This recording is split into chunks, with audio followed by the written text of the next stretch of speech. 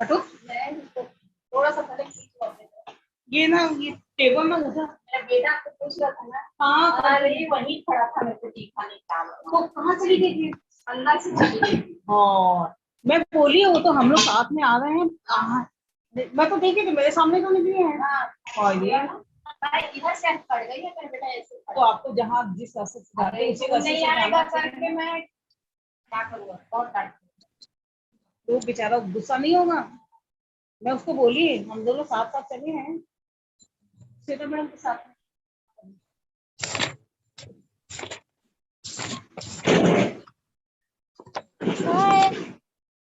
Hello hello, मेरी आवाज आ रही है बेटा? आ रही है ना? Yes ma'am. हाँ, यस मैम। चलिए आज अपन नया चैप्टर पढ़ते हैं। चैप्टर नंबर 5, संत शिरोमणि गुरु घासीदास। इनके बारे में तो आप जानते ही हो, जानते हो कि नहीं? जानते हो? चलिए इनका जीवन परिचय अपन देखते हैं, ठीक है? हेलो, मेरी आवाज आ रही है ना? Yes ma'am. Yes ma'am. इनका जीवन परिचय देखते हैं।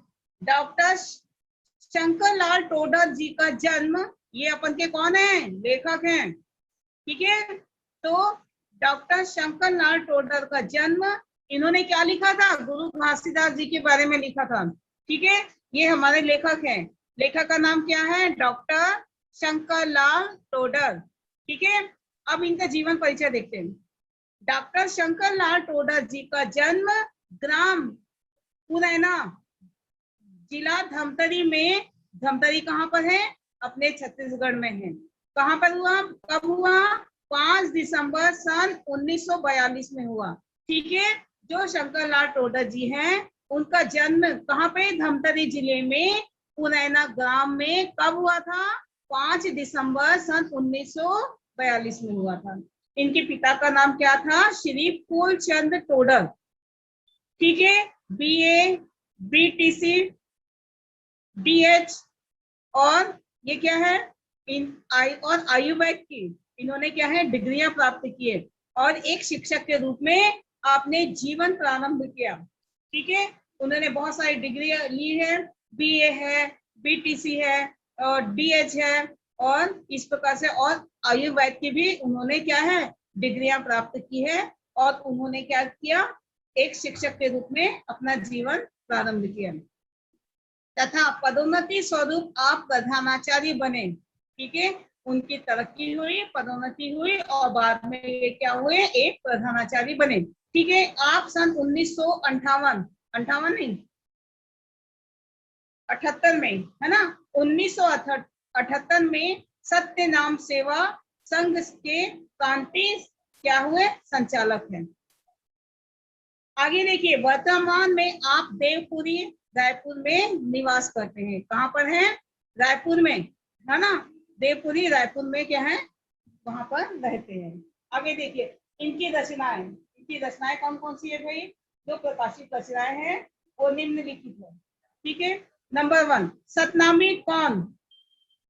नंबर 1 है जो उनकी रचनाएं हैं प्रकाशित हुई है, सतनामी कौन?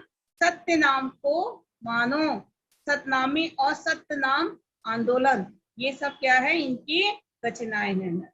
अप्रकाशित कुछ और रचनाएं हैं जो कि प्रकाशित नहीं है। वो कौन सी है? गुरु घासीदास का जीवन चरित्र, ठीक है? गुरु घासीदास का जीवन चरित्र उन्होंने रचना लिखी है लेकिन प्रकाशित नहीं हुई है। अब देखिए साहित्यिक विशेषता इनके बारे में। डॉक्टर टोडर के साहित्य की विशेषताएं निम्न है। पहला, मानव समाज की पीड़ा को क्या है? मुखारित करना, यानी मानव समाज में जो जो पीड़ाएं होती है, जो जो तकलीफें होती है, जो जो कष्ट होता है, उनको क्या है? उनको अपनी रचनाओं में उन्होंने बताया है। नंबर 2, धार्मिक पाखंड को समाप्त करने का जोर, ठीक है? जो धार्मिक पाखंड होता है, ठीक है, धर्म के नाम पर पाखंड जो किया जाता है, ढोंग किया जाता है, उसके बारे में जोर दिया है अपनी रचनाओं में। नंबर 3 है समाज में प्रचलित प्रथाओं को जानकारी का परिचय देना, यानी समाज में जो जो प्रचलित प्रथाएं होती है, जो जो प्रथा होती है जो पुराने समय से चली आ रही है, रीति रिवाज है, उनके बारे में परिचय देना, जो जरूरी हो, जो सही हो, उसके बारे में परिचय देना। और नंबर 4 है समाज में शिक्षा के महात्म्य का तादात्म्यीकरण। ठीक है, जो समाज में जो शिक्षा है उसको विकसित करना। और नंबर 5 है ऐतिहासिक जानकारी देना। इस प्रकार से इनकी साहित्यिक विशेषताएं हैं। ठीक है, अब देखिए भाषा शैली, उन्होंने किस भाषा में लिखा है। देखो, आपकी भाषा सरल, सरस और बोधगम्य है, भावनात्मक, तत्सम, तद्भव और आंचलिक शब्दों का प्रयोग आपकी कृतियों में किया गया। तत्सम है, तद्भव है, आंचलिक शब्द मतलब जो वहां पे लोगों के द्वारा प्रचलित जो शब्द होते हैं उन्हीं का ही उन्होंने अपनी रचना में, अपनी भाषा शैली में लिया है। शैली कैसी है? वर्णात्मक है, जहां जहां विस्मयात्मक शैली भी दृष्टिगोचर होती है। ठीक है, अब देखिए पाठ का सार। संत शिरोमणि गुरु घासीदास जी का, उनके बारे में पाठ का सारांश देखिए। संत शिरोमणि गुरु घासीदास पाठ के लेखक डॉक्टर शंकर लाल टोडर जी हैं। प्रस्तुत पाठ में लेखक ने गुरु नानक, नरसिंह मेहता, संत ज्ञानेश्वर, चैतन्य प्रभु जैसे संतों के समान अलौकिक शांति और महामानवीय गुणों से लसित गुरु घासीदास जी को बताया है। उन्होंने किसको बताया है? संत शिरोमणि गुरु घासीदास जी के बारे में उन्होंने कहा है कि ये एक बहुत बड़े महान संत हैं, अलौकिक शांति है इनमें, महामानवीय गुणों से, मतलब ये बहुत महान व्यक्ति हैं। ठीक है, और ये महामानव कहा जाए, है ना, उनसे गुणों से क्या है, उनमें बहुत सारे इस प्रकार से गुण है। ठीक है, ये एक महामानव है, उनके मन में बहुत शांति है और एक अलौकिक तेज भी है। ठीक है, साथ ही उनके दिव्य गुणों की सम्यक प्रकाशित करने का प्रयत्न किया है। लेखक के अनुसार गुरु घासीदास जी अति कुशाग्र बुद्धि के थे। ठीक है, वो और वे बचपन से ही उनके बाल मन पर तत्कालीन राजनैतिक, सामाजिक एवं धार्मिक परिस्थितियों का गहरा प्रभाव पड़ा। ठीक है, ये गुरु घासीदास जी कैसे थे? बचपन से ही बहुत कुशाग्र बुद्धि, यानी बहुत ज्यादा बुद्धिमान थे। ठीक है, और बचपन से ही उनके मन में क्या था? राजनीतिक, सामाजिक और धार्मिक, इन सब का है गहरा प्रभाव पड़ा था।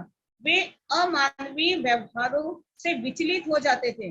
अमानवीय व्यवहार जैसे मान लो क्या किया जाए, मानवीय यानी एकदम अच्छे से व्यवहार करना, है ना, अमानवीय यानी जानवरों जैसा दुर्व्यवहार करना, है ना।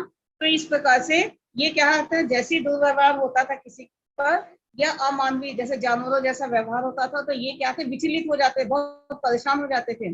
ठीक है, तो मानव मन में जो भेद होता है, छुआछूत है, ऊंच नीच है, सवर्ग जो वर्ग जो भेद होता है ना, उच्च वर्ग, निम्न वर्ग, अमीर गरीब जैसे सर्वथा अव्यवहारिक, असमान और अमानवीय व्यवहार से उन्हें अतीव दुख पहुंचता था। उनको किस बात से दुख पहुंचता था? जैसे अमीर गरीब है, वर्णों का जो वर्ग होते हैं, जैसे उच्च वर्ग है, निम्न वर्ग है, उच्च जाति के बोलते हैं ना, उच्च जाति है और निम्न जाति है, इस प्रकार से इनके जो भेदभाव रहते थे उनसे, और लोगों के व्यवहार से, जो मतलब जो दुर्व्यवहार करते थे, अमानवीय जैसे व्यवहार करते थे, उससे क्या थे, ये बहुत ज्यादा परेशान हो जाते थे। जादू टोना, तंत्र मंत्र की साधना विकृत विविध रूप में उन्हें विचलित करती थी और उनके मन में अनेकानेक प्रश्न उठ खड़े होते थे, जिसका उत्तर उनके पिता महंगू दास के पास भी नहीं होता था। ठीक है, तो ये जैसे जादू टोना है, तंत्र मंत्र है और इस प्रकार की जो कुरीतियां होती थी, तो उनसे क्या था, ये बहुत ज्यादा परेशान होते थे। तो उनके मन में बहुत ज्यादा कुछ ना कुछ प्रश्न उनके मन में आते ही रहते थे, और वो अपने प्रश्नों का उत्तर किससे? अपने पापा से मांगते थे। तो उनके पापा के पास भी उनके प्रश्नों का उत्तर नहीं होता था। ठीक है, आगे देखिए। बालक घासीदास ने होनहार विद्वान के होत चिकने पात की कहावत को चरितार्थ करते हुए 5 काठा धान को 5 एकड़ में बोकर तथा भारी फसल लेकर भट्टा के पौधे में मिर्च फैलाकर गरियार बैल की हल में चलाकर तथा नाक के कांटे व्यक्ति को ठीक करके अपने बचपन में ही महामानव होने का संकेत दे दिया। यानी कुछ ऐसे दुर्लभ काम किए हैं जिससे लोगों ने उनको क्या किया, महामानव का उन्होंने क्या किया, महामानव का दर्जा दे दिया। मतलब कुछ ऐसे काम जो लोग नहीं, जैसे किसी ने सांप ने किसी व्यक्ति को काट दिया तो उसको उन्होंने क्या है, जीवित कर दिया, है ना। तो इस प्रकार से और बहुत ऐसे से काम किए बचपन से ही उन्होंने ऐसे मतलब सोच भी नहीं सकते थे, ऐसे से काम किया। तो उन काम को देखकर ही लोग उनकी क्या है, उनको संत मानने लगे। अब देखो, तत्कालीन स्पर्श भाव और जाति भेद, कुशाग्र बुद्धि और पिता की लाख कोशिश के बावजूद आपकी शिक्षा में बाधा बनी। ठीक है, अब ये बचपन से ही ऐसे कार्य करते थे तो उनकी शिक्षा में तो बाधा आएगी। लेकिन ये तो बहुत कुशाग्र बुद्धि के थे। ठीक है, तो ये क्या थे, बहुत होशियार थे, बहुत ज्यादा कुशाग्र बुद्धि थी। तो लेकिन क्या था, आगे चल के देखो क्या शिक्षा में बाधा बनी और आपके मन को विरक्ता की ओर धकेल दी, है ना। जब इंसान के मन में लोगों के दुख दर्द को मतलब जब बहुत ज्यादा महसूस करते हैं और जब कोई रास्ता नहीं निकल पाता है तो ये क्या है, कई लोग क्या है, वैराग्य की ओर चले जाते हैं। तो इस प्रकार से जो हमारे घासीदास जी है वो भी क्या है, वैराग्य की ओर उनका क्या है, जाना तो निश्चित था ही, उस ओर वो जाने लगे। आप डोंगरी के एकांत स्थान पर जाकर चिंतन करने लगे। आपके चिंतन मनन से भयभीत होकर महंगू दास ने सपूरा नामक सुकन्या से आपका विवाह करके आपके बैरागी मन को गृहस्थ की तरफ मोड़ दिया।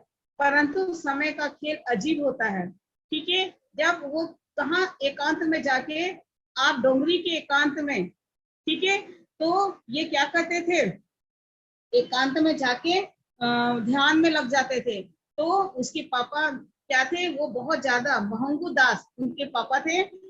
तो वो क्या थे, अपने बेटे को इस प्रकार से एकांत में देखकर, चिंतन करते हुए देख के उनको क्या हुआ, उनको डर लगने लगा कि कहीं ये कहीं साधु संत ना बन जाए करके। तो उन्होंने क्या किया, सपूरा नाम की कन्या के साथ में उनका विवाह कर दिया ताकि वो वैरागी जीवन, सन्यासी जीवन में ना जाए और ग्रस्त में आ जाए। ठीक है, अब देखिए समय का खेल ही देखिए। बड़े पुत्र अमरदास का अपहरण, पिता की मृत्यु, बड़े उनके जो क्या महंगू दास जो घासीदास जी के बड़े भाई है, उनका क्या अपहरण हो गया, उनके पिता की मृत्यु हो गई और भाइयों के अलग होने आदि घटनाओं से आपके जीवन में पुनः परिवर्तन लाया और आपके मन को वैराग्य की तेज लहर में बहा ले गई। सपूरा 4 बच्चों की मां बन जाने के बाद भी आपको वैराग्य से रोकने में असमर्थ हो गई। ठीक है, उनके कितने बच्चे थे, 4 बच्चे। 4 बच्चे होने के बावजूद भी उन्होंने, गुरु घासीदास जी ने वैराग्य की ओर प्रस्थान कर ही दिया। ठीक है, कि वंदती अनुसार गिरौदपुरी के निकट एक पहाड़ी पर औरा धौरा पेड़ तले तपस्या करते हुए आपको आत्मज्ञान की प्राप्ति हुई। वो कहाँ पे, वो उन्होंने क्या किए, पहाड़ी इलाके में जाके उन्होंने क्या किया, तपस्या करने लगे और उनको आत्मज्ञान की प्राप्ति हुई। तत्पश्चात आपने सनातन धर्म की स्थापना की। उन्होंने क्या की, सनातन धर्म की स्थापना की और उसके प्रचार हेतु आपने संपूर्ण छत्तीसगढ़ का दौरा किया। ठीक है, आत्मज्ञान होने के बाद उन्होंने क्या किया, सनातन धर्म की स्थापना की और उसके प्रचार के लिए उन्होंने क्या किया, छत्तीसगढ़ का क्या किया, दौरा किया। इसके अंतर्गत प्रथम धार्मिक पड़ाव भंडारपुरी में, द्वितीय रतनपुर के दुल्हरा तालाब में, तृतीय पाना बरस में, चतुर्थ भोरम देव कवर्धा में, पंचम डोंगरगढ़ की बमलेश्वरी मंदिर के नीचे, षष्ठ पढ़ा कांकेर में और सप्तम पढ़ा चिरई पदर दंतेवाड़ा में किया। इन्हीं स्थलों को गुरु घासीदास जी के रावटी स्थान माने जाते हैं, यानी इनके धार्मिक स्थान माने गए थे। उन्होंने यहाँ पे धर्म का प्रचार किया। बहुत जगह जा जाके हर जगह का नाम बताया गया है। ठीक है, कहाँ? भंडारपुरी में। पहला उनका कहाँ था?